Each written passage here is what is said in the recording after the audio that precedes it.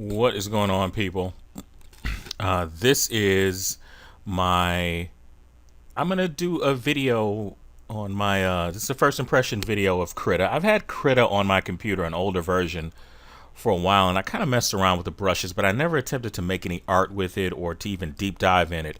And I noticed that there's not a lot of stuff on the internet as far as video wise, and we're artists. We like videos. So what I'm going to do is I'm going to make an attempt at contributing to this. What I really think that from what I've seen, it's a really wonderful program called Krita, and it's free. And so as I opened it up and I downloaded the new version, as of this recording, it's like version 2.9. And so this is what I got, just like this, exactly how you see it here. And what I'm going to do is I kind of played with it a little bit, but like I said, this is going to be my first impression of it, because this is what's going to happen when you download it and you start to play with it. So let's see what we got going on here. So first of all, I see that these brushes are huge as far as brushes go. And right now, okay. Okay, so I don't know what's going on right now because this isn't moving up and down at all. So maybe I have to go up here to file and let's go new. So when Krita opened up before, it gave me all of these options that I didn't, that gave me this. It opened up with this. Okay, so I get it. So let's see, we got 600 by 900 pixels, 72 ppi. Let's go with just the A3. Let's and let me see what we got here. We got model RGB 8 bits. So they still have the comic template. Let's take a look at this. So go ahead and by the way, I'm really feeling this out as you're seeing it. So create from clipboard. I don't know what that means. Custom document. Well, I think that's just what we made. We got comic templates, manga template, waffle iron grid. I have no idea what that is. So I think after I do this big first impression video, I'm gonna go maybe section by section and look at some of the stuff and try to figure them out live. Because as I said, there's no, I'm gonna probably take a look at the manual so I kind of get an idea and let you know how difficult or not difficult it is to work it and give an honest review. I am not associated with this company in any way, at least not thus far. So I'm just giving it my honest opinion. So we got the design template. So this is design templates, which it looks like design cinema. Kind of reminds me of Feng Zhu's design cinema. So I'm assuming that it is. This is probably for concept art, and this A3 landscape. That's what I'm on right now.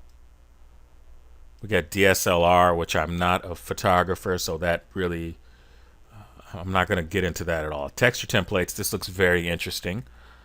So and I'm looking at this. So we got a 256 by 256, and I'll definitely do something with that. 2048 by 2048. So we got a lot of templates here. So I'm just going to go with this. I'm going to go with the A3 landscape, or let's just go with the design screen because it's a little bit smaller, and I'll say use this template. Let's see what happens here. Now, I don't know if this is going to crash on me or whatever, and I'm running Windows 10. And okay, so I got this way over here. So now, okay, now this is moving. So when you initially open this up, what you're going to see is these brushes. And from what I understand, the brush engine is pretty in depth.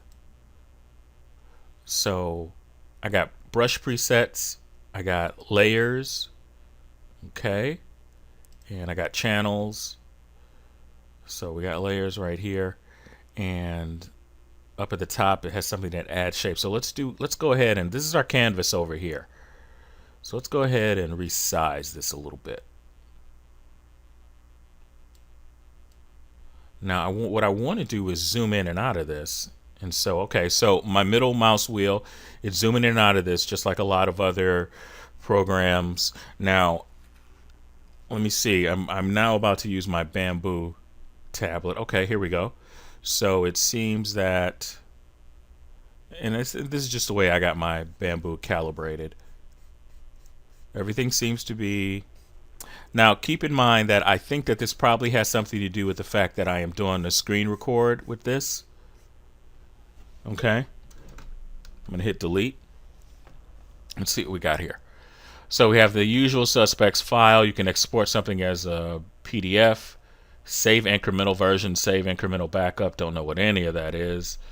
Let's go with, we got open save, we got edit, got undos, redos, paste an image, view, show canvas only by hitting the tab button. Okay. It's very cool. And so let's hit the tab button again, which will get us back to that screen. Full screen mode. Okay.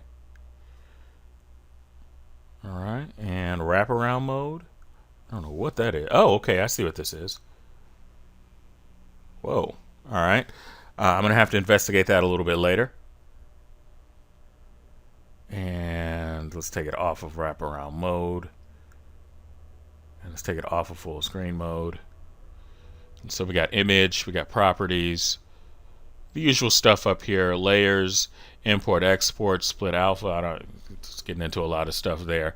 I'm sure I'll have to do a whole separate layer video. Got select buttons, filters. Okay, we got some filters. Dodge, burn, level, color levels. Let's see what that looks like. Okay. That's interesting. Color balance, desaturate. And all of these look like very similar to Photoshop. So macros, whoa, okay. I don't know what that is. Themes, let's look up here. So Krita Blender, I'm assuming it's going to change it to like Blender, which I think it's, okay. Oh, it gives it a nice little effect like Blender. Where did it go? Okay, here we go. Themes. Let's go to Krita Bright. Okay, so you can kind of change the settings on this. Show dockers, show tile bars. Let's see. Okay. And configure shortcuts. Configure Krita. Okay, so we now can configure this if we want it a certain way. I don't know what I prefer. So we got general display, color management, performance. Let's look at this. Memory limit, pool size, file size limit 4 gigabytes, swap undo after 2%. Not quite sure what any of this means. I have a general idea, but I'm just going to be very, very honest with you. Memory available. That's how much RAM I'm using. I only got 8 gigabytes of RAM. Let's maybe up that a little bit to maybe 5. Let's see what happens. And active author profile. I think maybe if you have a different profile or different settings, you can do that. So new view, new window. What does that mean? New window. Oh, okay. I guess it gives me a second window for Krita. And let's see what else we got here. What happens if I go with new?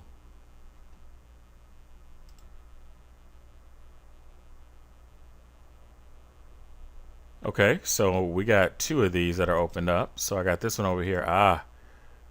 Got a little bit of lag there, a little bit of this might be my computer system, I don't know. And see what we got up here. We got gradients up here. Pretty good good number of gradients. We can add them. Patterns, we got some custom patterns here. And what else we got here? We got color selector. So here's all of our brushes. My goodness, there's a lot going on here with these brushes. A sketch brush. Wow.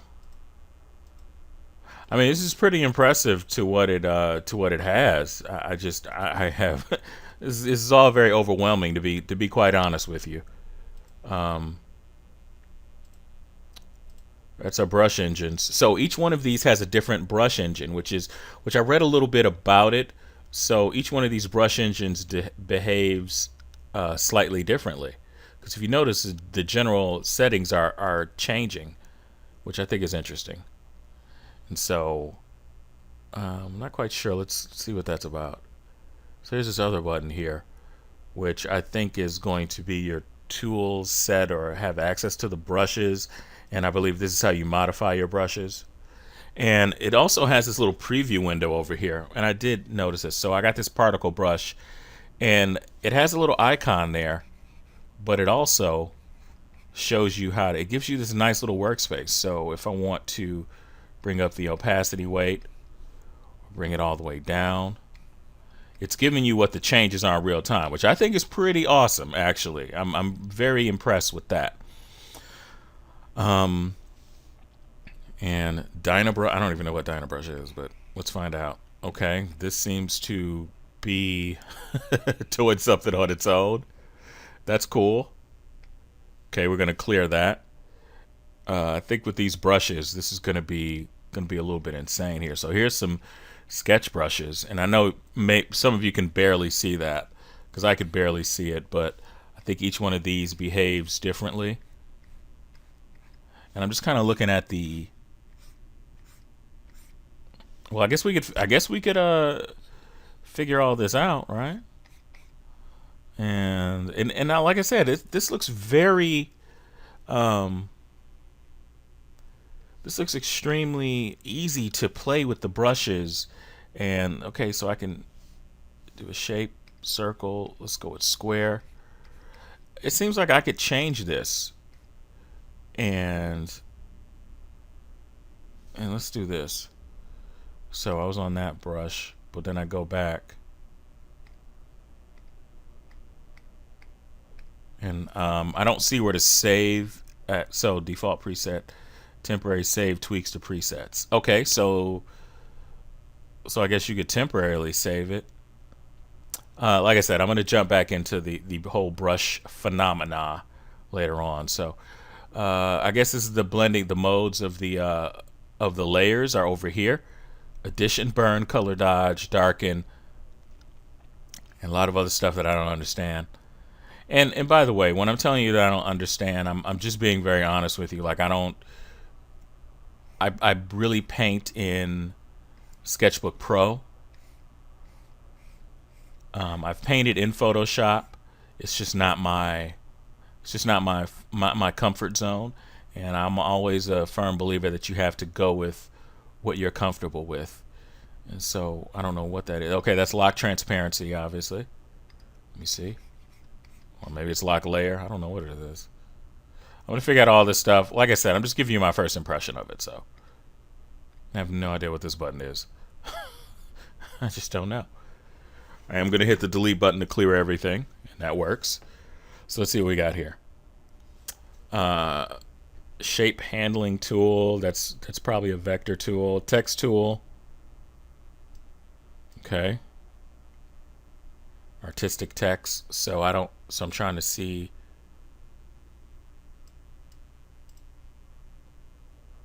Um, Now I'm looking. Now right now, what I'm doing is looking around to try and find. Oh, okay. This looks like I can get some paths here. Looks like I do some other stuff here, but I just don't know. I just don't know what I'm doing yet. Okay, so here we go. So artistic text. Okay, I don't know what that is. And it's telling me add shape. I haven't quite figured out what all this is. And the reason why I'm doing this, to be very honest with you guys, is to let you know because, like I said, there's not a whole lot on this that people are kind of walking you through. I know there's been a few videos. Some of them don't have very good sound, or some of them are just music. And what I want to do is to deep dive into this, and I hope you guys will kind of bear with me on this. but I want to get into this because I see a lot of good stuff in here, but I just don't see a lot of explanation for it. And I'm going to do the hard work and read the manual, and we'll just go step by step. So if you guys want to download it, please download it. Now let me kind of just do a little quick overview. Freehand brush tool, okay? Brush tool cannot paint on this layer. Please select a layer to paint on. Why can't it paint on this layer? Oh, it's a vector layer. Okay, so when I did that, when I created the text tool, it created a vector layer. I'm wondering if I can move these around at all. Oh yeah, I can. Okay, great. So I'm going to move that up there. Perhaps. Channels. Let's go brush presets. So it'll be on layer 1. And so freehand brush is what it is. I've got a nice line tool here. Oh, okay. Oh, that's very interesting that I can just move that around. Okay, I haven't. Okay, so I'm starting here, and then oh, okay, I see kind of what's going on. So you start. So I got my stylus down. I'm dragging the line out, and if I decide that I want to pull it up before I let up off of it, then I just let it go. And now once I do that, I can't go back to it. Obviously, got a rectangle, circle. There's a hexagonal. Okay, I see. 1, 2, 3. So start and stop, and this is closing this off. That's cool. And I guess this one, does it have to be touching, or I don't really understand what the difference is between this one. And so the other thing that I noticed about this, now watch what happens when I go right here. It gives me another circle to let me know that I can close it off. That's very cool. This looks like a Bezier curve, which I don't mess. I'm not an Illustrator user, so I don't know. But so I'm not even going to attempt to. Okay, so it's giving me oh, this is very interesting. I have played with Illustrator a little bit, and this seems to be giving me see, I don't know if that's a vector layer or not, so I don't want to speak too soon. And so this is my this is this is an interesting curve tool. Okay. And I don't quite know how to. So what am I doing? So this is okay. So I guess this is my shape creation tool right here, and this is curving. Okay, so let me delete this. It's getting a little messy here. And what is this? This is okay. That was different.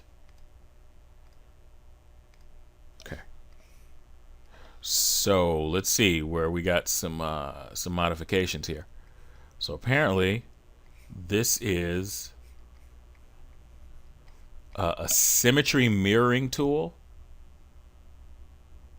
Set horizontal mirror mode. Set vertical mirror mode. Okay. Now the one thing that I don't want to do with this is I don't want to. Looks like I got some. Looks like I got the. Oh my gosh, I can't even think of the word for it. Sorry, I'm having a brain fart right now. This is definitely a move tool right here. Don't know what that does. The other thing is, it's not, I'm trying to look for some prompts here to tell me what I'm. Okay, here we go. Transform a layer. Okay, it just took a second for it to pop up. So transform a layer, move tool. That's my crop tool. That's the word I was looking for. So this is a multi-brush tool, dynamic tool brush, freehand path. All the Bezier stuff is doing. So measuring tool. Oh, okay. Oh my goodness. So this is giving me an angle, but I'm trying to see if I see. So it's showing me it's okay. All right. So this is giving me to measure some angles here. So what else we got here? Okay, looks like that's just your standard uh, paintbrush tool. Got the eyedropper. We got gradients. And what else we got here? So assistant tool. I don't even know what that is.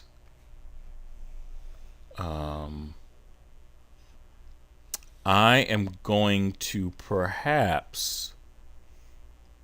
I don't know. I do not know. Whoa. Okay, this looks like some kind of this looks like some kind of perspective tool or something. And it looks really, really elaborate. So that's probably going to get its own thing here because I'm looking at this and I'm just seeing perspective angles. So here, okay, it just gave me all those angles here.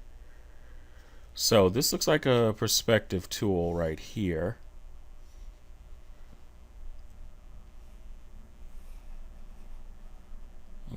Okay, that's interesting.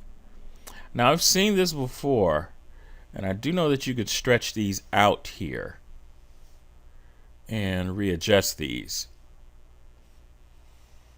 And the other thing about them is that you can snap. I think you should be able to snap these onto here. Yeah. So this seems very cool and very helpful.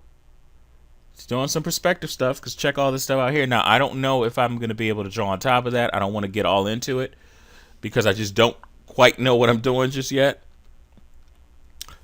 So let's kind of switch over to here because this is getting a little bit. It's getting a little in depth there. And like I said, guys, I hope you guys bear with me. So, and over here on my layers, I got duplicate layers. I got all the usual suspects over here, which is good. Let's look at this other perspective tool. So what is this? This looks like more like a grid. So it's a grid tool. It is. Look at that. Grid not visible. Press return to show the grid. Okay. Let's go with enter because I don't have a return button. Yeah, wow. This is a pretty serious grid right here. And how exactly? And I'm moving this grid around. I have no idea where to go next. I just don't know. I don't know how to adjust this grid. Like I said, all this stuff I'm going to investigate. And by the time I make the videos, I'm going to have some good explanations for you guys. And like I said, I do apologize. Do I want to save this? No. But I'm just kind of looking at this as having it be something that. Okay. So by the way, I hit the space bar, which is giving me my hand tool, and I'm just kind of looking at this right now. So that's my grid. And these are rectangular selection, elliptical selection, polygonal selection, and outline selection. And so let's go ahead and hit new. So there's a lot to deep dive in. I don't even know what this is right here. Choose a workspace. Big paint. I don't know. Let's see what happens here. Big paint workspace. Okay, that's cool. Big paint 2. Okay. Big vector. So are you vector artists? Okay, I see what's going on here. Default. Small vector. VFX paint. Okay. So let's just go with big paint. So I'm excited about this. And so let's look over here. So we got advanced. We got the circular color selector, which I really like. I really do like this. And I'm assuming that you can change it. Color model type. Let's see, HSL. Let's keep it as is. Behavior. Shade selector. Clear history. So there's so much stuff that we can modify here. So here we go. Specific colors. We got reference Reference colors. What is that? Okay, this is. Oh, it's accessing my pictures folder. So I'm like, wait a minute, where did all this come from? So I took some screenshots. Let me pull up a painting here that I did. So, okay, so I can color pick from here, it looks like. And up here, and right up in this area right here, you can see I got my top color and my bottom color.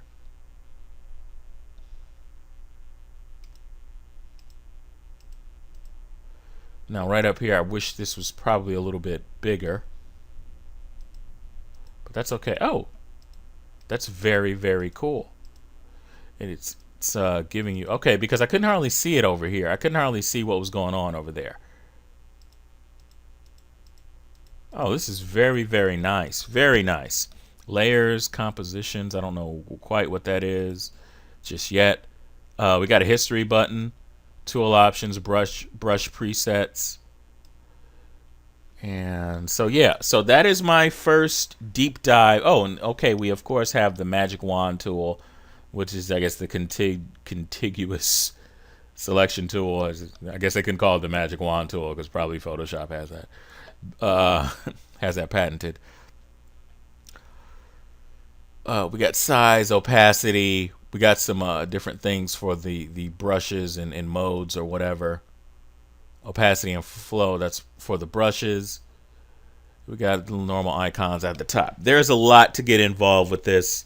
So hopefully, if you have not subscribed, please subscribe. And so what I'm going to do is go over Krita piece by piece, upload the videos for you guys, and try to make them as concise as possible, the best way that I understand it as an artist, and hopefully I won't bore the crap out of everybody, because that's not my intention. And I know I'm saying a lot of us because I'm just kind of going through it. And the reason why I kept this video so strange like this is because this is what more than likely some of you would be going through if you just downloaded Krita and just started messing around with and like, what is going on here? Because you're not because I if I were doing, like, I know you guys see me you probably have seen the Sketchbook Pro 7 workshops where I know what I'm doing already. So because I've been using the program for probably since Sketchbook Pro 6, so I've been using it, and I've had Sketchbook Express, etc. So I'm really familiar with that tool set. I do like Clip Studio Paint, and there's some great resources out there for it. But for this program, there seems like there's a lot of greatness in this program, but there's also nothing on that. So maybe I want to attempt to fill that void that's there. So hope you guys will join me in the next video. Thumbs up or thumbs down, however you want to do that. And if you get a chance, subscribe. All right, that's it. I'm going to get out of here. Peace.